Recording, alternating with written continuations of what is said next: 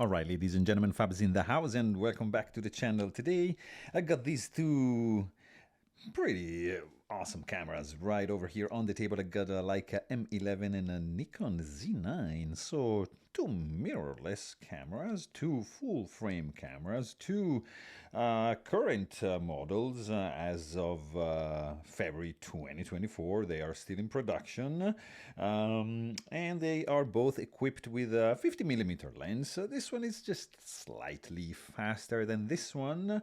And yeah, that's where pretty much the similarities are gonna be ending, because these are very different cameras. So lots of differences between these two bodies and lenses and systems, I would say. So this is a rangefinder camera made by Leica. Look at the size of the lens. I mean, guys, this is just like ridiculous.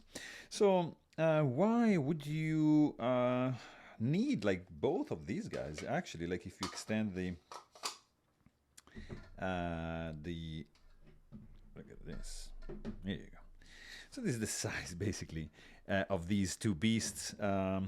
The Leica body is pretty much like half of the length of the same setup. I mean, it's just not fair. It's not a fair comparison, of course. You have some features here, of course, not present there, but definitely you're gonna have a lot of stuff going on into this one that is not gonna be into that one. So why do I need these two systems? Because they can do very different tasks, I would say, and they are dedicated to different kind of work that you're going to be doing and different kind of images you're going to be able to take. Because this thing over here, for example, has a lot of advantages towards this beast over there, but of course vice versa works as well. Therefore there's going to be situations where this thing is going to be much more preferred than something like that, and again vice versa. So it really depends. This guy over here, super stealthy, very compact, lightweight, it's unobtrusive, is inconspicuous. Nobody is gonna raise any eyebrows. It's pretty low key, I would say, and is just like something you can keep in your hand, and or like use the lugs and just have it dangling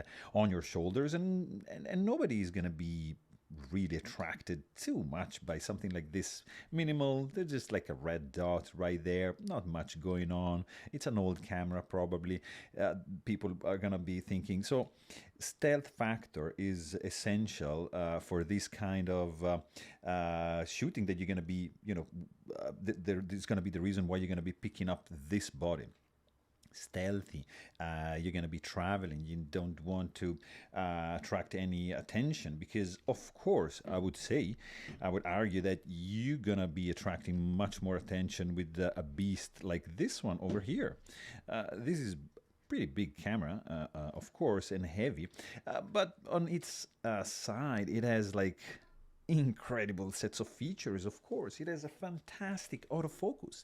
This is a rangefinder system, so this one you would have to manually focus through the viewfinder right over there, and find the patch created with the rangefinder window right over here, and overlap to compose and focus. Compose through the bright lines and focus mainly with the viewfinder. So manually focusing through a glass finder is a completely different experience than focusing autofocus with bird eye tracking through this EVF. This is an electronic viewfinder that the Z9 is equipped with. And by the way, you can also buy an EVF for your Leica M11. It's going to be a completely different experience. Of course, you're not going to be using the optical viewfinder over here, but just removing this adapter over here. Underneath here you find some contact for the EVF that you're going to be pretty much mounting on the body, on top of the body. It's going to sticking up out like that. It it's just gonna ruin the design, I think. But it's of course beneficial because you can do stuff that you cannot do just with the regular viewfinder. Which, by the way, since I'm using a 50 millimeter, I just added a 1.25 magnification piece to increase the bright lines of the that you see on the finder and pretty much the range finder patch. So I'm gonna be a little bit more facilitated when focusing with this system. So this is a system that you pretty much take out, I don't know, on the weekend when you do not work. This is the workhorse. This is the thing that you bring your work at home. It's something it's the workhorse. You can just rely on this guy and just rely on the features that are automatic into this body, like focusing, exposure of any kinds. I mean, the features are endless. I'm just not gonna list the specs for this guy and also for that guy, but just want to give you the general sense, general purpose of a tool like this and a tool like that. This is something you bring on the weekend. It's like, for example, you go to work every day with your whatever Honda car. It's gonna be this guy, and this is gonna be maybe the fancier car, like the Spider that you take out on the weekends only. So a little bit fancier, but a little bit less comfy for some aspects, but much more stylish, with much more class and elegance, and you're gonna be, I mean, more subtle and more stealthy than having this thing lugging around your neck and walking around the street. So this is a beast. I mean, I just picked like the Z9. It's unfair. I could have picked like a Z6 or whatever, like a smaller body. But that's, you get my point. This to the side, for example, we can just do like a side comparison just to give you an idea. Oops. Just to give you an idea of the sheer size of this beast.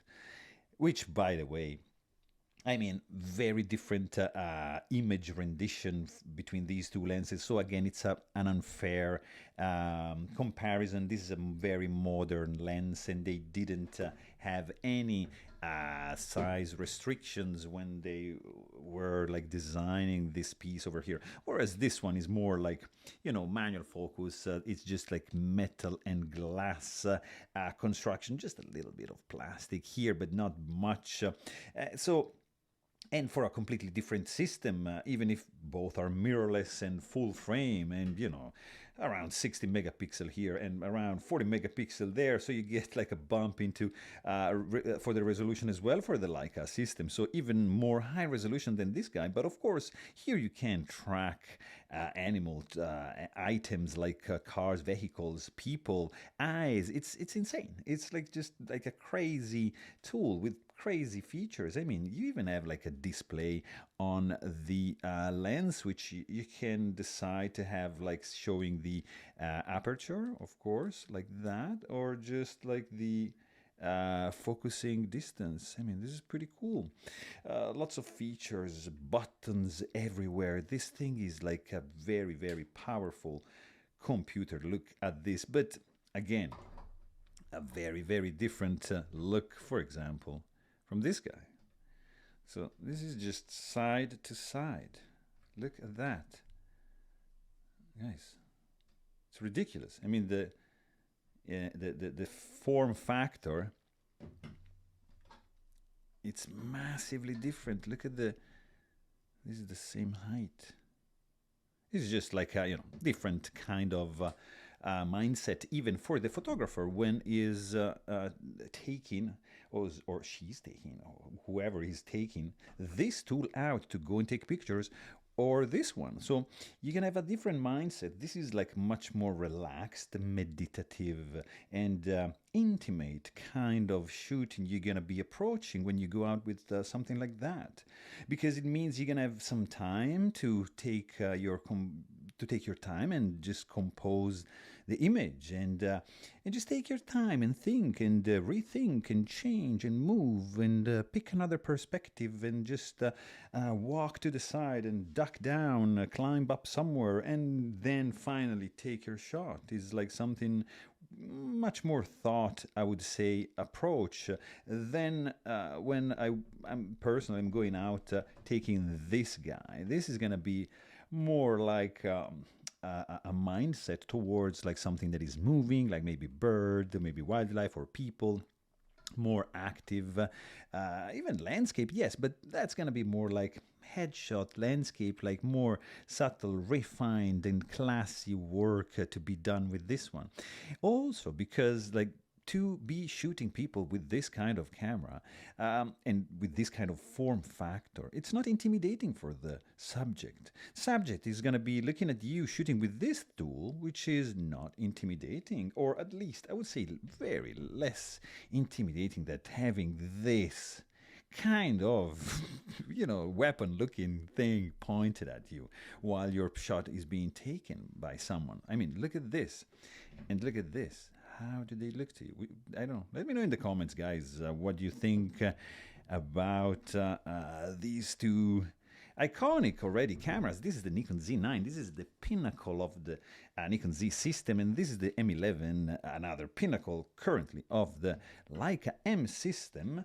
So both are gorgeous cameras, very, very expensive. This one actually is more expensive than that one. So it's crazy. This made in Germany. This is made in I would say Japan, but I'm not like so sure lately, to be frank with you. Actually, there you go. It's made in Thailand. Yeah, the flagship bodies, they used to be made in Japan. The lens over here is made in Thailand as well, whereas you get this bad boy here made in Wetzlar, Germany. Same thing for the lens over here. And that's one other difference. This is packed with electronic. Of course, there are some electronics. This is a digital camera. It's not like a mechanical. I mean, still some electronics are packed into this one, but very, very differently packed in electronics compared to this one. Many, many features, many more buttons. Here, the approach is subtle. Here, the approach is not on the camera. In fact, you get your aperture speed to set right over here, your focusing distance to be set over here, and you can leave it auto or just pick your shutter speed and you are done. That's it. You can have auto ISO or just pull it up and just pick your ISO preferred, or just keep it auto, and that is it. That's all you have to do.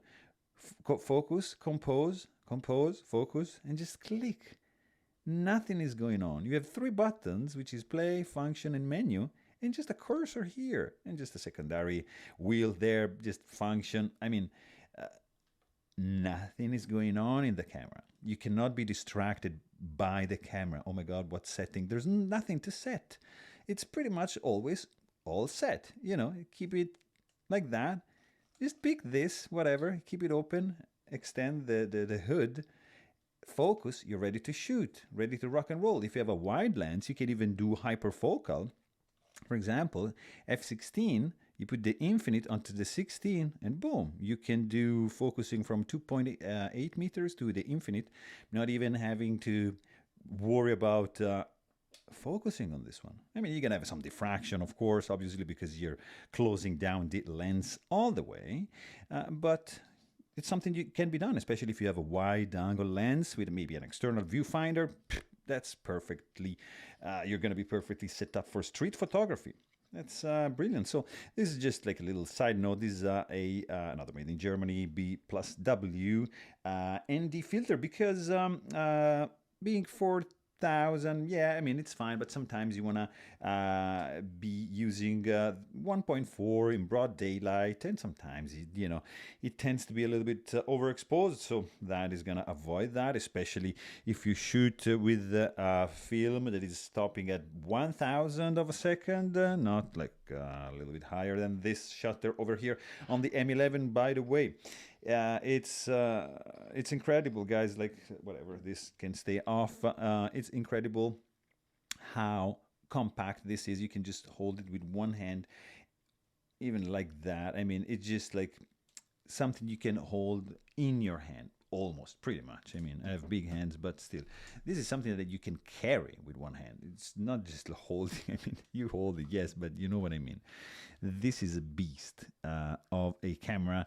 It is gorgeous, I think, as is this one is gorgeous, because design-wise, very different, but this sleek, classic German Leica M classic, very like iconic design, and this is like a more refined Japanese. Look at this. It's so good. Plenty of buttons, guys, for you to play, customize. This, I think, the most customizable Nikon camera I've ever tried. I'm shooting since 1994, and it was the F3 that started this all thing, shooting weddings, and this is where I'm at in 2024. So 30 years later, having passed the film reflex SLR, then the DSLR, and then the mirrorless cameras that we are shooting with at this point is just, it has been like a fantastic journey. And to be able to witness the evolution of Leica from the film to this, it has been fantastic. They made a fantastic job into bringing the Leica experience into this body. You really know, you feel that you're shooting Leica M. It's just so good. I mean, it feels great. The shutter, everything is just the experience of shooting this, and the pictures that you get out of this thing are out of this planet. Just so good. Of course, on the other side, this thing is capable of doing stuff that this one can only dream about. Because you cannot track a bird's eye with this thing. Forget about that. That's why you get this one. Or you want to do like 120 shots per second. Oof, good luck with this thing. Yeah, you can do this task onto the Z9. It's just like another thing. I mean, just one thing that I want to show you. Battery size. Look at this.